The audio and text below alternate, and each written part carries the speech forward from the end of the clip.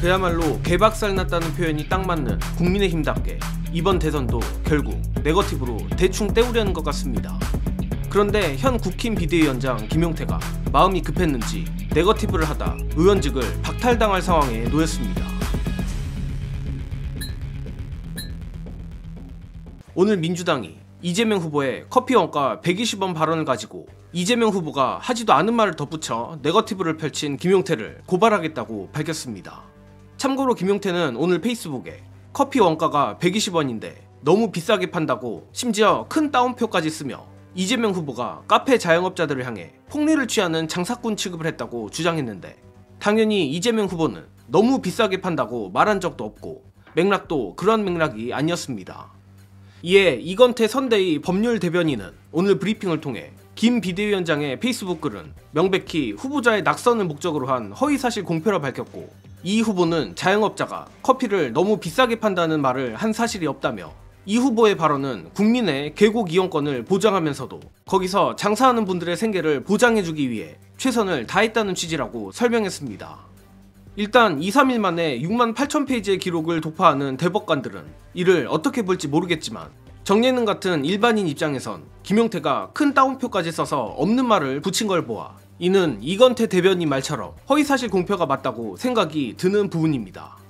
다만 허위사실 공표 그 자체보다도 더 큰 문제는 김용태가 괜히 무리하다 높은 확률로 배지가 날아갈 위기에 처했다는 것입니다. 이건태 대변인이 말했듯 또 민주당이 조만간 고발할 김용태의 발언이 바로 낙선을 목적으로 한 허위사실 공표이기 때문인데, 공직선거법 250조 허위사실 공표죄는 당선 목적, 낙선 목적 크게 두 가지 정도로 나뉩니다. 예컨대 당선 목적의 허위사실 공표죄의 경우 양형이 5년 이하의 징역 또는 3천만 원 이하의 벌금형이라 허위성이 매우 중대한 경우 또는 대법원이 선거에 개입하려는 경우를 제외하고는 의원직 박탈 기준인 벌금 100만 원 밑으로 선고되는 것이 가능합니다. 그러나 이 낙선 목적 허위사실 공표죄는 양형이 7년 이하 징역, 벌금 500만 원 이상, 3천만 원 이하로 최저 양형이 이미 의원직 박탈 요건을 넘어버립니다. 즉 이번 건이 기소되어 법원에서 유죄라 인정만 되면 김용태는 무조건 배지가 날아가는 것입니다. 그러나 정말 솔직히 말하면 기소를 담당하는 검찰도 신뢰가 안 가지만 저 썩어빠진 법원은 더욱더 신뢰가 안 갑니다. 정예능이 서울대 내란과를 나오지 않아서 그런지는 모르겠지만 대법원이 이재명 후보에게 적용한 잣대라면 김용태는 빼박, 배지를 내놓아야 할 것 같은데, 그럼에도 불구하고 민주당은 죽이 되든 밥이 되든 김용태의 이 발언에 대해 책임을 물어야 합니다. 특히 김용태의 허위사실 공표죄 재판이 열리면 법원으로서도 상당히 난감한 상황에 처할 수밖에 없습니다. 바로 대법숙의 조희대가 천명한 633 원칙이 과연 국민의힘 정치인에게도 적용이 되느냐입니다. 다들 아시다시피 대법원은 이재명 후보에게는 633 원칙보다도 더 빠르게 또 심지어 절차를 어겨가며 재판 기록까지 보지 않고 결론을 내려놓고 판결을 때렸다는 의혹도 있는 상황입니다.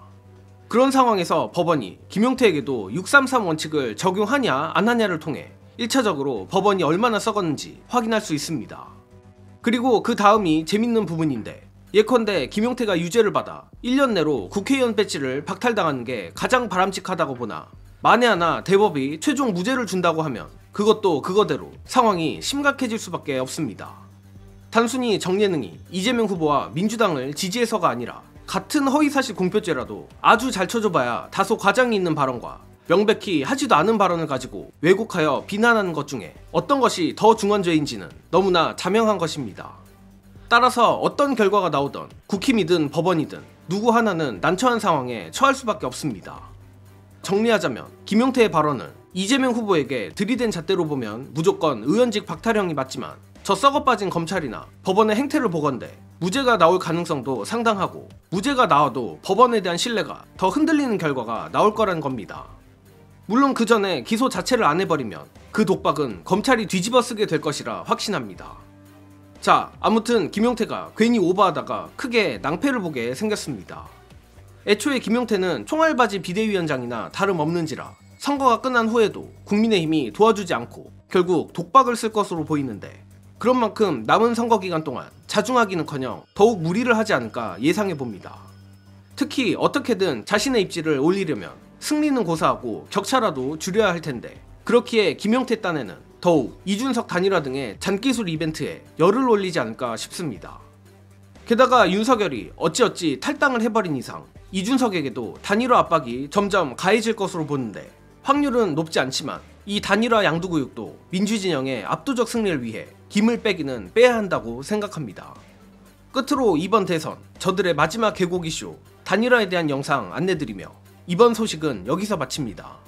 시청해주신 여러분 감사합니다.